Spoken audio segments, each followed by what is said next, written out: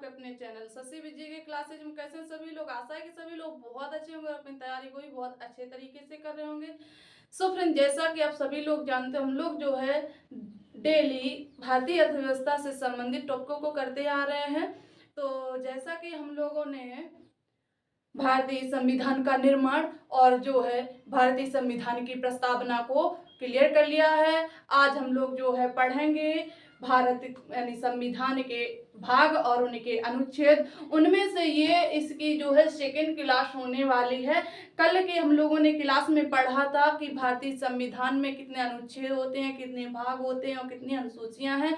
तो उनमें से जो है हम लोगों ने संविधान के भाग 1 के अंतर्गत 4 अनुच्छेद आते हैं, उनमें से हम लोगों ने अनुच्छेद 1 को पढ़ लिया था बहुत ही बेसिक से। ठीक है, तो इसी क्रम में आज हम लोग पढ़ेंगे भारतीय संविधान में अनुच्छेद 2 को पढ़ेंगे और जो है 3-4 को इस क्लास में पढ़ने वाले हैं। तो आप सभी लोग क्लास के स्टार्ट टू एंड तक रहेंगे ताकि आपके जो भी डाउट हैं सारे क्लियर हो जाएं। ठीक है, एक बार इस क्लास को पढ़ के तो देखिए, फिर इसके बाद बताइएगा कि कंटेंट कैसा रहता है, आपके समझ में आता है या नहीं आता है। हमने आपको स्टार्टिंग में ही बता दिया था कि आपको रटने की आवश्यकता नहीं, सिर्फ समझना है, आपको याद क्लास में ही होगा। ठीक है, चलिए, और अपनी तैयारी को वेस्ट करते रहिएगा। तो इसी क्रम में हम लोग जो है क्लास को स्टार्ट करते हैं। तो जैसा कि हमने आपको बताया था कि संविधान में जो है टोटल 12 भाग हैं और 395 अनुच्छेद हैं और जो 12 अनुसूचियां हैं, ये हमारे मूल संविधान का प्रारूप है। ठीक है, अगर आप बात करें कि जो अनुच्छेद संविधान के पार्ट 1 में कितने आर्टिकल हैं, तो आपको बताना है जो संविधान का भाग 1 है, इसमें 1 से लेकर 4 आर्टिकल आते हैं।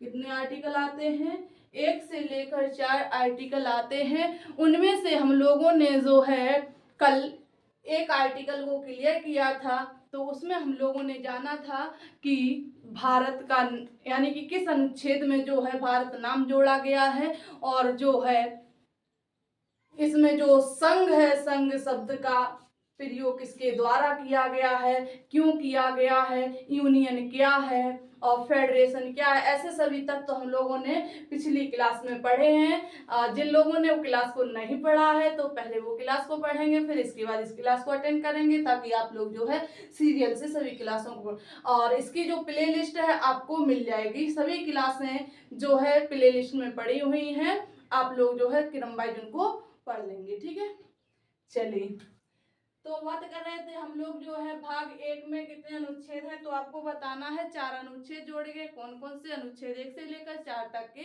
अनुच्छेद भाग 1 में जोड़े गए, जिनमें हम लोगों ने 1 को क्लियर कर लिया है। तो आज की क्लास में हम लोग पढ़ेंगे आर्टिकल 2 को पढ़ने वाले हैं, अनुच्छेद 2 को पढ़ने वाले हैं। ठीक है, तो देखिएगा, अगर आपसे पूछा जाएगा कि अनुच्छेद 2 में किस विषय को रखा गया, अनुच्छेद 2 क्या है, ये किससे संबंधित, इसमें किस प्रावधान को रखा गया है, तो आपको बताना है जो अनुच्छेद 2 है इसमें कहा गया कि भारत में नए राज्यों का प्रवेश और स्थापना। क्या है?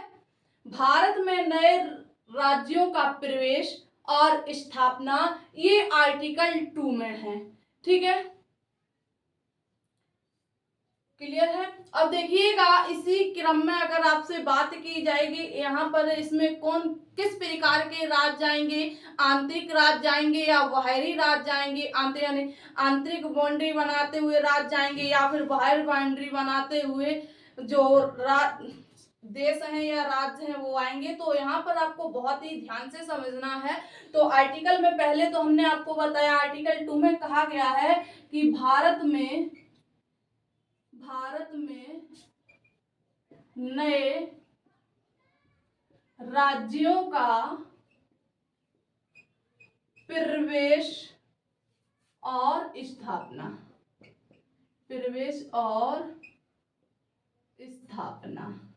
ये जो है आर्टिकल 2 के अंतर्गत जोड़ा गया है। इतना क्लियर हो गया आप लोगों को। अब देखिएगा, इसमें बात की गई, इसमें नए राज्य जोड़े तो जाएंगे, नए राज्यों का प्रवेश किया तो जाएगा, स्थापना की तो जाएगी, लेकिन किस प्रकार के राज्यों की, तो आपको यहाँ ध्यान देना है। जैसे हमारा ये क्या है, इंडिया है, ठीक है, क्या है, इंडिया है। अब देखिएगा जितने भी राज्य इन बाह्य बाउंड्री से बनाए जाएंगे, जितने भी राज्य जो है बाह्य बाउंड्री से बनाए जाएंगे, यानी कि एक्सटर्नल बाउंड्री से जो बनाए जाएंगे, ये जो है आर्टिकल 2 के अंतर्गत आएंगे। यानी किसी देश के हिस्से से जो राज्य बनाया जाएगा वो आर्टिकल 2 के अंतर्गत आएगा। किसके अंतर्गत आएगा, वो आर्टिकल 2 के अंतर्गत आएगा। जैसे एग्जाम्पल में देखिएगा क्या है, सिक्किम, सिक्किम राज्य जो है इसको एग्जाम्पल में रखिएगा। अब देखिएगा ये जो सिक्किम राज्य है इसकी स्थापना जो है 35वें संविधान संशोधन 1975 में हुई थी।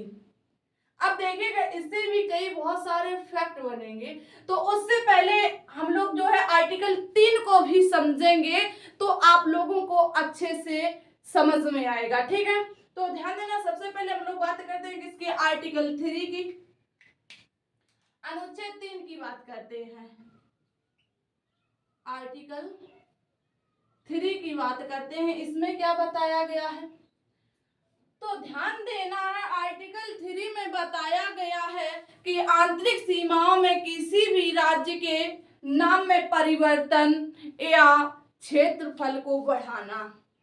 क्या कहा गया है कि आंतरिक, भारत के किसी भी आंतरिक राज्य के नाम में परिवर्तन या उसके क्षेत्रफल में परिवर्तन कर सकते हैं। किसमें बताया गया है, ये आर्टिकल 3 के अंतर्गत बताया गया है। इसमें कहा गया है कि जो आर्टिकल 3 है ये जो है किसी भारत के आंतरिक, लिखेंगे आंतरिक राज्यों, आंतरिक राज्यों के नाम में परिवर्तन, नाम में परिवर्तन या फिर इसके एरिया में परिवर्तन या क्षेत्रफल में परिवर्तन, या क्षेत्रफल में परिवर्तन कर सकते हैं। किसमें बताया गया है, तो ये बताया गया है आर्टिकल 3 में। अब देखिएगा कैसे, ये तो इसमें कौन से राज्य होंगे, आंतरिक, यानी कि जो इंटरनल स्टेट होंगे, आंतरिक राज्य जो है यानी कि इंटरनल जो स्टेट होंगे वो आर्टिकल 3 के अंतर्गत आएंगे। जो एक्सटर्नल स्टेट होंगे वो आर्टिकल 2 के अंतर्गत आएंगे। यानी बाहरी राज्यों का जब निर्माण किया जाएगा, बाहरी देश के हिस्से से, जो जैसे नेपाल है, पाकिस्तान है, श्रीलंका है, बांग्लादेश है, भूटान है, म्यांमार है, अगर इनसे कोई राज्य बनाया जाता है तो जो है वो किस आर्टिकल के अंतर्गत रखा जाएगा, तो उसको आर्टिकल 2 में जोड़ा जाएगा, ठीक है। अब बात हम लोग कर रहे हैं आर्टिकल 3 की। तो आर्टिकल 3 में जैसे भारत के आंतरिक प्रदेश हैं, ये जो प्रदेश हैं इनके एरिया में परिवर्तन कर सकते हैं या इनके जो है नाम में परिवर्तन कर सकते हैं। जैसे ये यूपी लिया हम लोगों ने, ठीक है, इसका नाम बदल के कुछ और भी कर सकते हैं या फिर यूपी का हिस्सा बढ़ा सकते हैं, कम कर सकते हैं। जैसे यूपी है, इसको जो है बिहार का बॉर्डर जो है ये यहाँ पर है बिहार, ये रहा बिहार, तो बिहार की सीमा को खसका करके यहाँ कर सकते हैं और यूपी का क्षेत्रफल जो है बढ़ा सकते हैं। ये किसमें बताया गया है, तो ये आर्टिकल 3 के अंतर्गत आएगा। इतना क्लियर हो गया, एक्सटर्नल और इंटरनल स्टेट, यस या नो। अब देखिएगा यहाँ पर बात आती है, ये जो परिवर्तन किया जाएगा, बात यहाँ की गई है किसकी, परिवर्तन की, ये इंपॉर्टेंट हो जाता है। परिवर्तन जो बदलाव है यहाँ बात आती है बदलाव है किसके द्वारा किया जाएगा, राज्य सरकार के द्वारा या फिर संघ सरकार के द्वारा। क्या इसका परिवर्तन, राज्यों के नाम में परिवर्तन या फिर क्षेत्र में परिवर्तन जो है राज्य सरकार कर सकती है? तो आपको आंसर देना होगा नहीं, इनके नाम में या राज्य में परिवर्तन जो है संघ सरकार करेगी। कौन करेगी? तो आपको बताना है संघ सरकार करेगी, संघ सरकार करेगी यानी केंद्र सरकार करेगी। और केंद्र सरकार जो है यानी कि राष्ट्रपति की मंजूरी पर, किसकी मंजूरी पर? तो आपको बताना है कि राष्ट्रपति की मंजूरी पर जो है राज्यों के नामों में परिवर्तन होगा। लेकिन यहाँ बात आती है, यहाँ कहा गया है कि राज्य सरकार जो है इनके नामों में परिवर्तन नहीं करेगी, करेगा कौन? केंद्र सरकार करेगी। लेकिन बात यहाँ आती है जो राज्य सरकार होगी उससे स्वीकृति लेनी पड़ेगी। क्या है? राज्य सरकार से, जो राज्य सरकार होगी, जिस देश में परिवर्तन होगा उसका क्या करना पड़ेगा? उससे जो है संघ सरकार से स्वीकृति लेनी पड़ेगी, उससे पूछना पड़ेगा। अब देखिए यहाँ बात इंपॉर्टेंट आती है, पूछना तो पड़ेगा, लेकिन अगर राज्य सरकार का आंसर यस या नो में आता है इससे कोई फर्क नहीं पड़ेगा। अगर ये राज्य सरकार हाँ कर देती है या ना कर देती है इससे कोई फर्क नहीं पड़ने वाला है। देखिएगा, अगर राष्ट्रपति इनसे मंजूरी लेंगे, ठीक है, स्वीकृति किससे लेंगे? राज्य सरकार से लेंगे। अब देखिए राज्य सरकार ने अगर मना कर दिया कि नहीं, अपने राज्य का नाम नहीं बदलना चाहते या फिर अपने राज्य की एरिया को नहीं परिवर्तित करना चाहते हैं, तो इनके फैसले को क्या है? नहीं माना जाएगा। क्या है? इनके फैसले को जो है नहीं माना जाएगा और जो है राष्ट्रपति उनके नामों में परिवर्तन और इसके एरिया में परिवर्तन करता है, बशर्ते लेकिन इनसे पूछा अवश्य जाएगा। केंद्र सरकार राज्य सरकार से स्वीकृति अवश्य लेगी, ये यहाँ पर प्रश्न पूछा जाता है। ठीक है, तो आपको बताना है कि ये जो है नामों में परिवर्तन राज्य सरकार के द्वारा नहीं किया जाता है, लेकिन केंद्र सरकार जो है राज्य सरकार से क्या लेगी? स्वीकृति लेगी, पूछेगी या बस उसका आंसर कोई भी हो, लेकिन उसे करना है तो करना, लेकिन पूछेगी जरूर। ठीक है, क्लियर हो गया इतना? यस या नो? अब देखिएगा यहाँ पर जैसे नामों में परिवर्तन हो गया या फिर दो राज्यों को मिलाकर एक नया राज्य बनाया जाएगा, आंतरिक राज्यों में नाम में परिवर्तन या फिर क्षेत्रफल में परिवर्तन या फिर आर्टिकल 3 के अंतर्गत ही आएगा आंतरिक राज्यों का निर्माण। बोल सकते हैं क्या है? आंतरिक राज्यों का निर्माण, आंतरिक राज्यों का निर्माण, या अपनी भाषा में कह सकते हैं इसको, यानी दो राज्यों को मिलाकर एक नए राज्य का निर्माण। क्या है? दो राज्यों को मिलाकर, दो राज्यों को मिलाकर एक नए राज्य का निर्माण। ये किसमें है? तो ये भी जो है इसका वर्णन भी आर्टिकल 3 के अंतर्गत ही किया गया है, इसका प्रावधान जो है आर्टिकल 3 के अंतर्गत ही किया गया है। इतना क्लियर हो गया? यस या नो में आंसर देंगे, फिर जो हम लोग इसी क्रम में आगे बढ़ते हैं।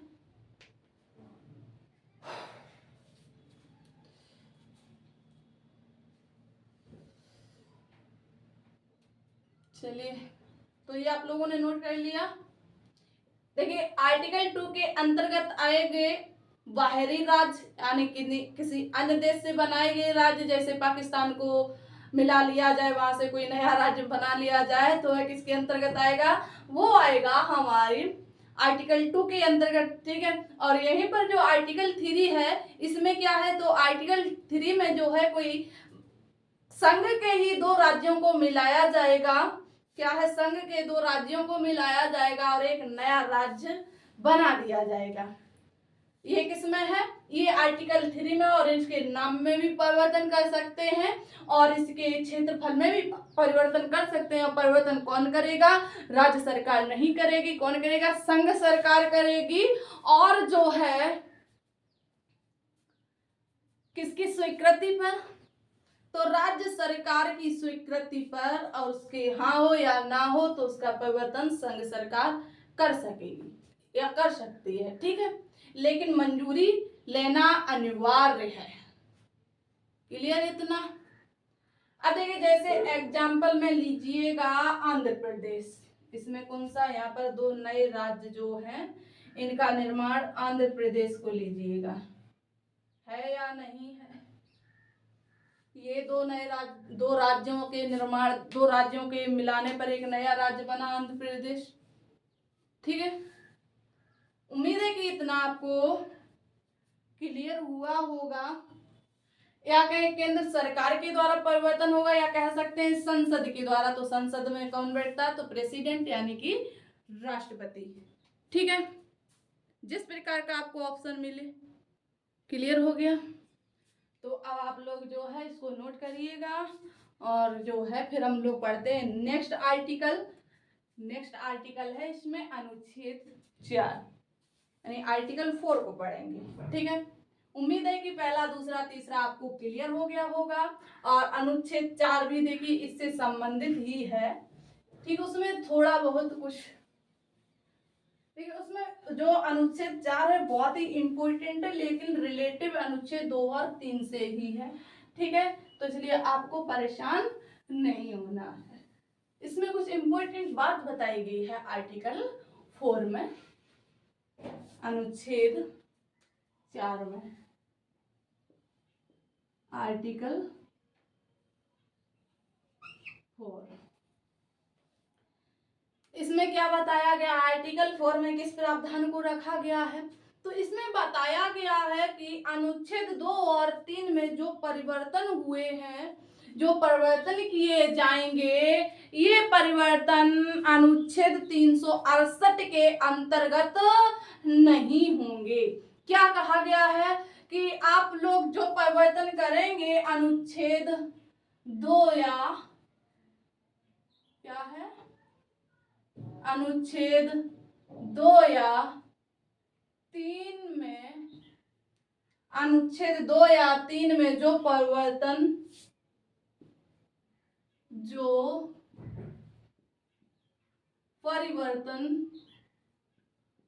किए जाएंगे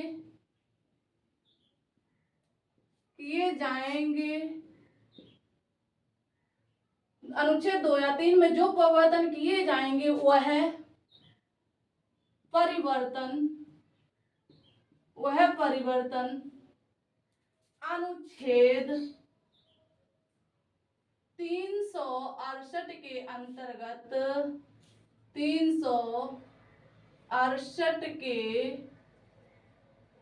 अंतर्गत नहीं होंगे।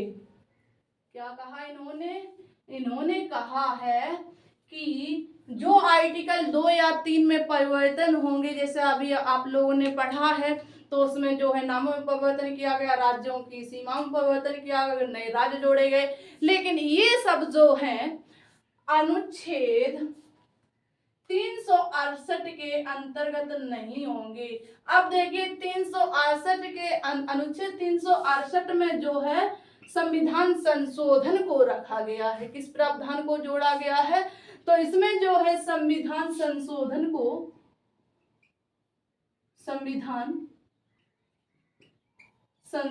को रखा गया है, यानी कि अमेंडमेंट, कॉन्स्टिट्यूशन अमेंडमेंट, ठीक है।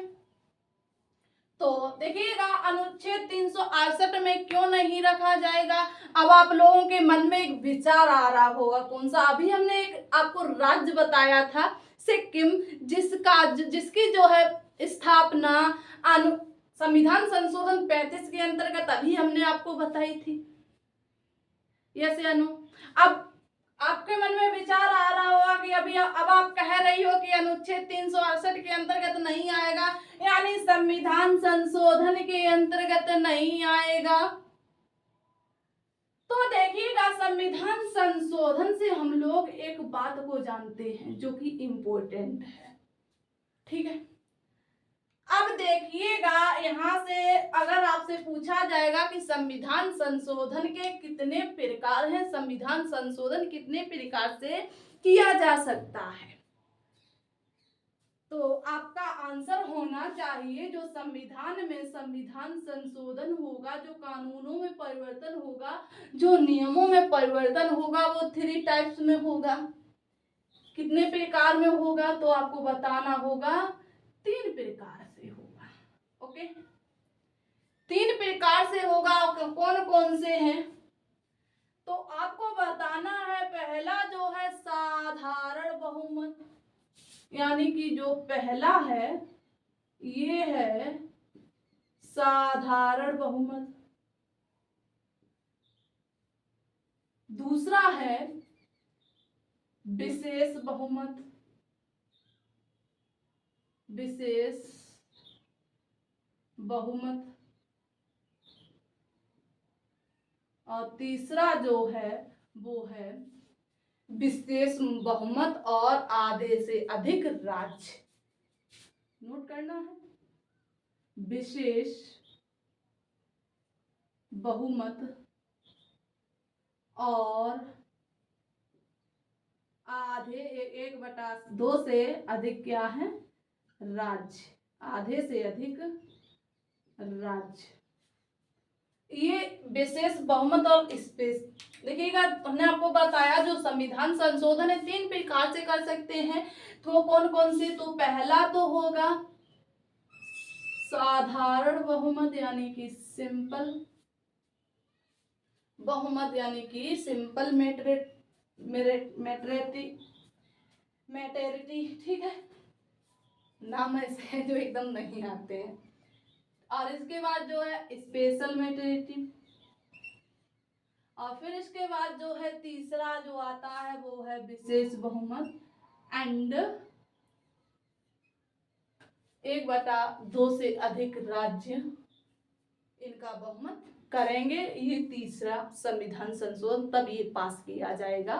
कोई भी बिल होगा तो उसमें विशेष बहुमत होगा और जो है उसमें आधे से अधिक राज्यों का बहुमत होना चाहिए। तो ये कौन सा संशोधन हो जाएगा, तो आपको बताना होगा ये तीसरे टाइप का संशोधन है, ठीक है। इतना क्लियर हुआ। अब देखिएगा, ये जो साधारण बहुमत है, ध्यान देना यहाँ पर, ये जो साधारण बहुमत है ये अनुच्छेद 2 और 3 के अंतर्गत आता है। किस आर्टिकल के अंतर्गत आता है, ये आर्टिकल 2 और 3 के अंतर्गत आता है, ठीक है। और जो विशेष बहुमत है ये आर्टिकल 368 के अंतर्गत आता है, अनुच्छेद 368 के अंतर्गत आता है। तो ध्यान देने योग्य बात ये है, जो आपके मन में विचार चल रहा है कि सिक्किम राज्य जो है संविधान संशोधन से बनाया गया है, तो देखिएगा, चाहे बात करें सिक्किम राज्य की और चाहे बात करें संविधान संशोधन की, तो देखिएगा सिक्किम जो राज्य है, सिक्किम राज्य जो है ये जो 35वां संविधान संशोधन हुआ था, कैमा संविधान संशोधन, तो आपको बताना है जो 35वां संविधान संशोधन हुआ था इसमें जो है अनुच्छेद 2A को जोड़ा गया था। किसको, अनुच्छेद 2A को जोड़ा गया था। 35वां संविधान संशोधन जो हुआ था, 35वां कॉन्स्टिट्यूशन अमेंडमेंट जो हुआ था, इसमें जो है आर्टिकल 2A को जोड़ा गया था। संविधान संशोधन ये कब हुआ था, तो हमने आपको बताया ये 1900 कब हुआ था, 1975 में जी, 1975 में हुआ था, ठीक है। तो 35वें संविधान संशोधन में क्या हुआ था, तो 35वें संविधान संशोधन में जो है आर्टिकल 2A को जोड़ा गया था। कौन से आर्टिकल को जोड़ा गया था, तो आपको बताना है जो 35वां संविधान संशोधन हुआ था इसमें जो है आर्टिकल 2A को जोड़ा गया था। किसको जोड़ा गया था, आर्टिकल 2A को जोड़ा गया था। और इसी 2A के अंतर्गत सिक्किम राज्य की स्थापना की गई थी। किसके अंतर्गत, अनुच्छेद 2A के अंतर्गत जो है सिक्किम राज्य की जो है सिक्किम राज्य की स्थापना की गई थी। अब देखिएगा जो 35वां संविधान संशोधन कहें जो सिक्किम राज्य की स्थापना हो गई थी, लेकिन ये सिक्किम राज्य पूर्ण रूप से नहीं बना था। पूर्ण बहुमत इस सिक्किम राज्य को 35वें संविधान संशोधन में पूर्ण राज्य का दर्जा नहीं मिला था। कैवें संविधान संशोधन में, तो इसकी स्थापना तो 35वें संविधान संशोधन अनुच्छेद 2 के अंतर्गत 2A के अंतर्गत हो गई थी, लेकिन इस संविधान संशोधन के अंतर्गत सिक्किम राज्य को पूर्ण राज्य का दर्जा नहीं दिया गया था। अब देखिएगा इसके बाद फिर होता है 36वां संविधान संशोधन। कौन सा, 36वां संविधान संशोधन। तो 36वें संविधान संशोधन में जो है सिक्किम राज्य को जो है पूर्ण राज्य का दर्जा दिया गया था। कैवें संविधान संशोधन में, तो जो है 36वें संविधान संशोधन में सिक्किम राज्य को जो है पूर्ण राज्य का दर्जा दिया गया था। किसके द्वारा दिया गया था, तो 36वां जो कॉन्स्टिट्यूशन अमेंडमेंट हुआ था इसके अंतर्गत जो है सिक्किम को पूर्ण राज्य का दर्जा दिया गया था। ठीक है, अब देखिएगा ये किस प्रकार 36वें संविधान संशोधन में इसको पूर्ण राज्य का दर्जा दिया गया था। तो एक केस था बेरुवारी केस, जो कि हम लोगों ने पिछली क्लास में डिस्कस किया था। ठीक है, तो देखिए जो केस था बेरुवारी केस के अंतर्गत जो है ये हुआ कब था, तो बेरुवारी केस जो है 1960 में हुआ था। ये हमने आपको बताया था। तो इसमें कहा गया था कि भारत जो है जो बेरुवारी केस हुआ था उसने कहा था कि भारत जो है किसी भी देश का हिस्सा ले सकता है। क्या कहा था कि जो भारत है ये हमारा इंडिया जो है ये किसी भी देश का हिस्सा ले सकता है, यानी इधर से ले सकता है, इधर से ले सकता है, इधर से ले सकता है, और अन्य देश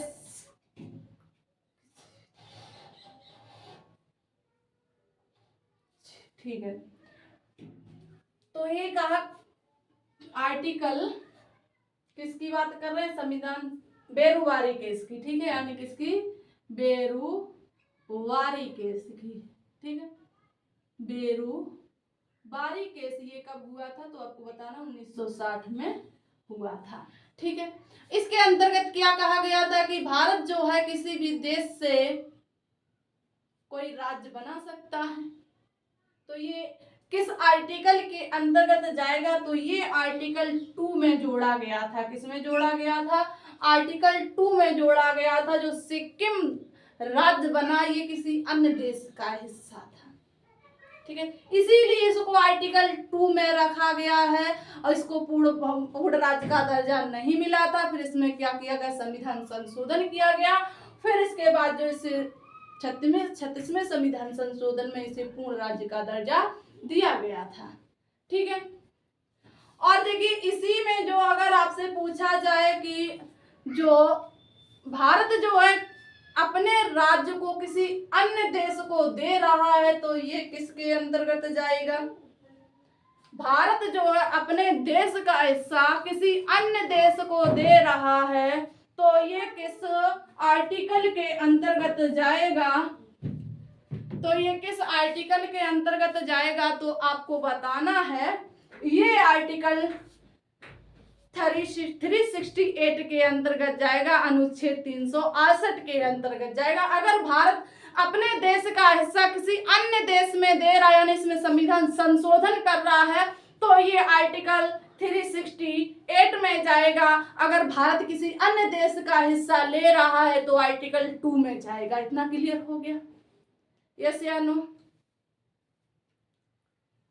चलिए, तो उम्मीद है जितना आज की क्लास में पढ़ाया गया है, बताया गया है, आपके माइंड में अच्छे से सेट हो गया होगा।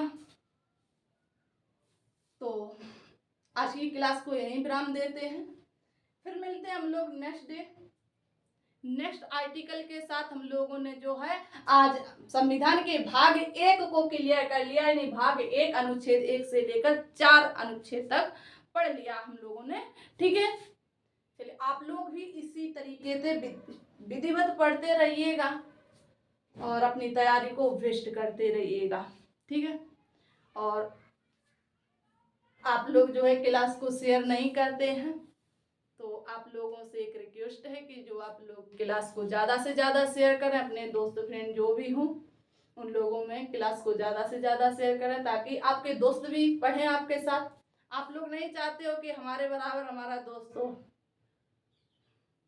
तो दोस्ती किस नाम की। चलिए, और जो साथी जो हैं मेरी क्लास को पहली बार पढ़ रहे हैं तो इसी ऐसे बेस्ट कंटेंट के लिए जो हमारे चैनल को सब्सक्राइब करेंगे। ठीक है, और क्लास तो शेयर करेंगे सभी लोग, ऐसी उम्मीद है आप लोगों से। इतनी मेहनत करती हूँ आप लोगों के लिए, बेस्ट कंटेंट के लिए इतना तो बनता है। ठीक है, चलिए फिर मिलते हैं हम लोग नेक्स्ट डे।